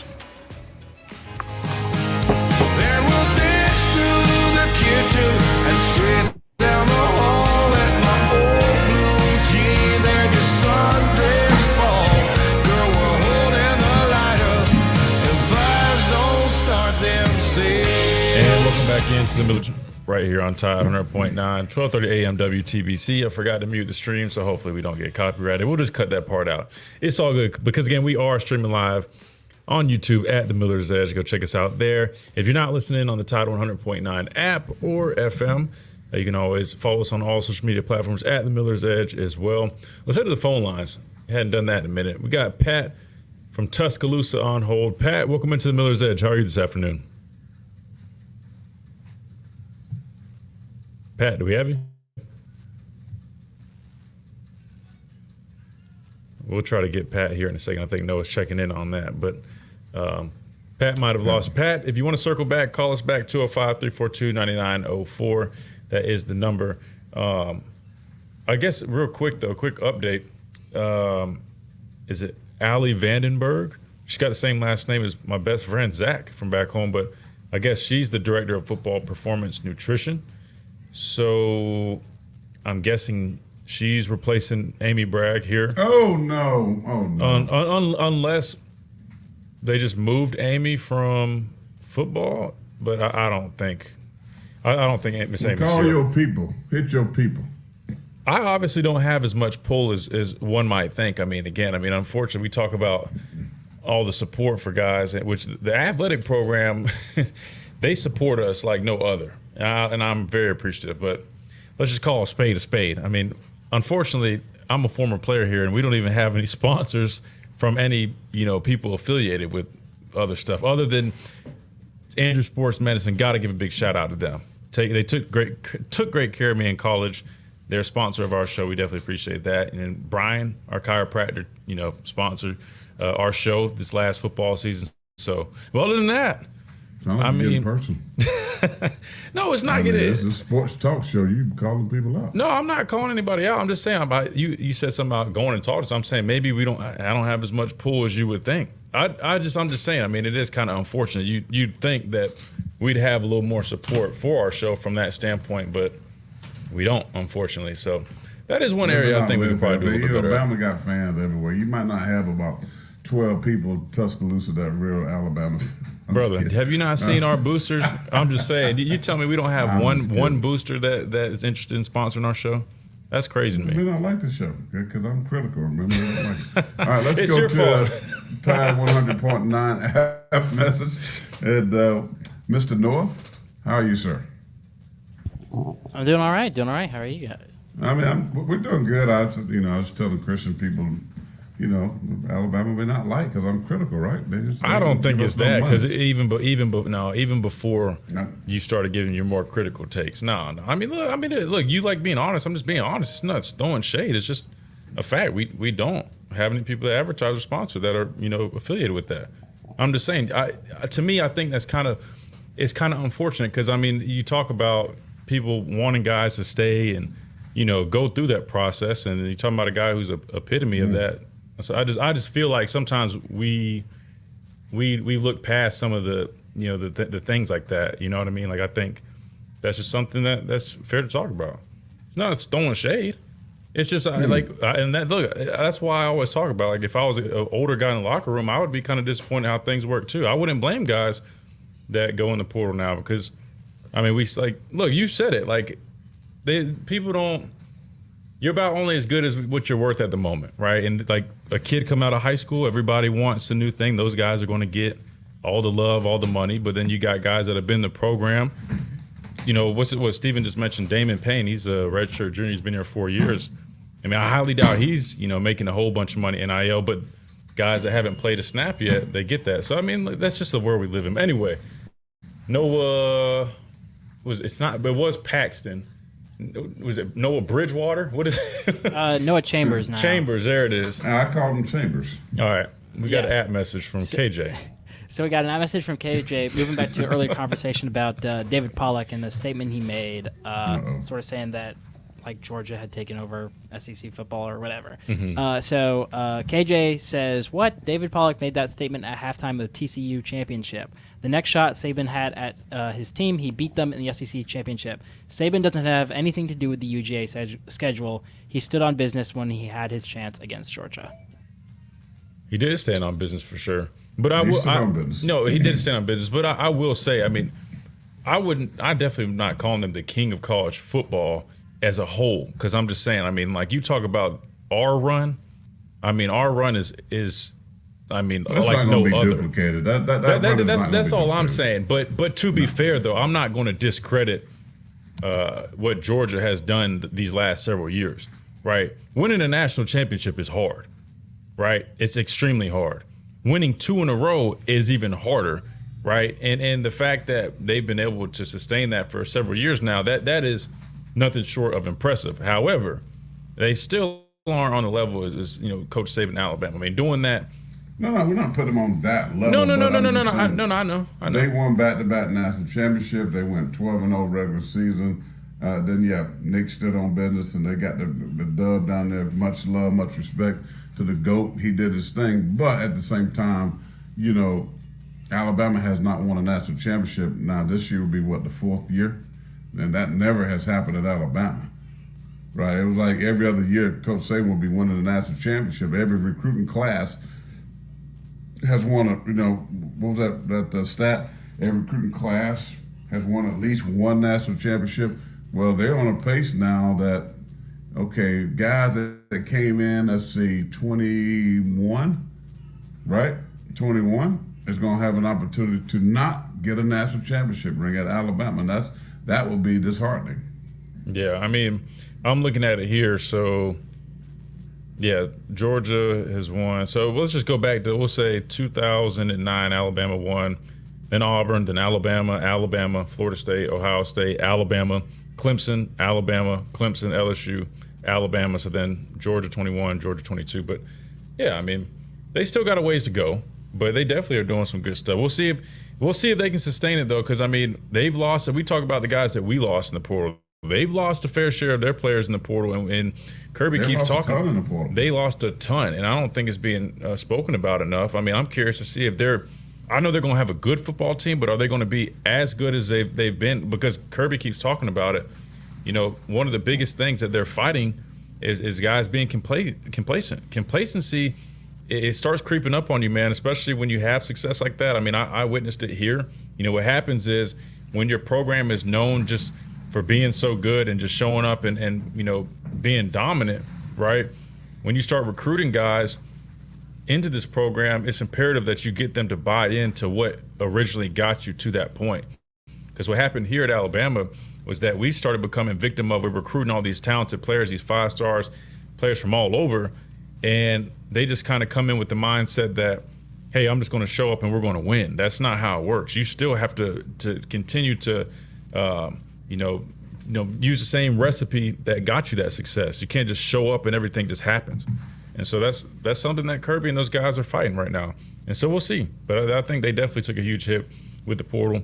And they probably will continue to. That's just the world that we live in. So we'll see. I was checking in with Noah to see. I got off schedule here, but I think we do. Yeah, we got a break right now. Yep. We got to hit this break. We'll come back up. We'll wrap up the show. Maybe call some boosters, see if they like Christian and want to do some advertising. What? I mean, what's wrong? Look, so you can be honest, but I can't. Well, listen. Here's the bottom line. Is that bad for me to say? Is that bad for me to say? I'm just saying, that's fair. I mean, I try to tell you. See, your old man tried to give you some wisdom. I try to tell you when they was griping and complaining about players leaving and this and that. These folk ain't caring nothing about your advertisement, bro. Listen, they enjoy you on the radio, but they ain't paying your bills for you. See, that's what I'm trying to tell you. It's like I said it here many years ago. That's great. Y'all can complain, you can gripe about guys leaving, and it's not everybody, but at the end of the day, you got to do what's best for you, boo. And if you want to get caught up in this whole system of thinking these people, I played here, man, they can care less about that. Listen, these are the same folks that will tell you they want to recruit in. Oh, they commit. And then the same folks that call them everything but a child of God when they decommit. They ain't that good. They want to, they go dig up. Listen, man, this is the world we live in, bro. And you have to learn to adapt and know what it is. Be who you be, do what you do the right thing. I don't worry about that stuff because I understand how it works. But at the same time, nah. I mean, Christian Miller's a great kid. Masters, captain, national championship, but no commercials. We'll be back.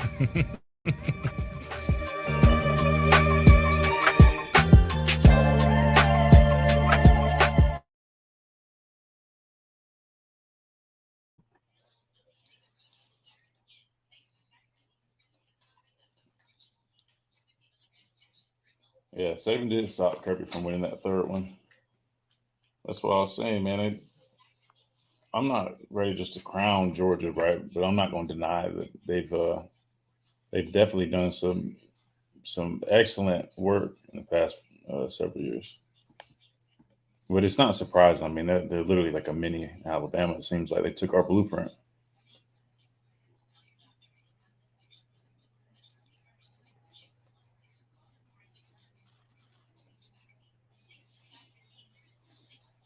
Hey, Dustin. Yeah, I'm trying to work on that. So from the radio feed, his mic sounds, just as loud as mine. Everything's normal. It might just be. Let me turn this on. 1-866-SKY-RIZZY to learn more. Lord, I'm craving some real Cajun food, but there's nowhere to go with. Yeah. So yeah, normally it sounds fine, but I'll try to keep working on it. And this new mic has been a lot better too, because it's got the headset connected part. It's connected to the headset. The mic is connected. Sorry.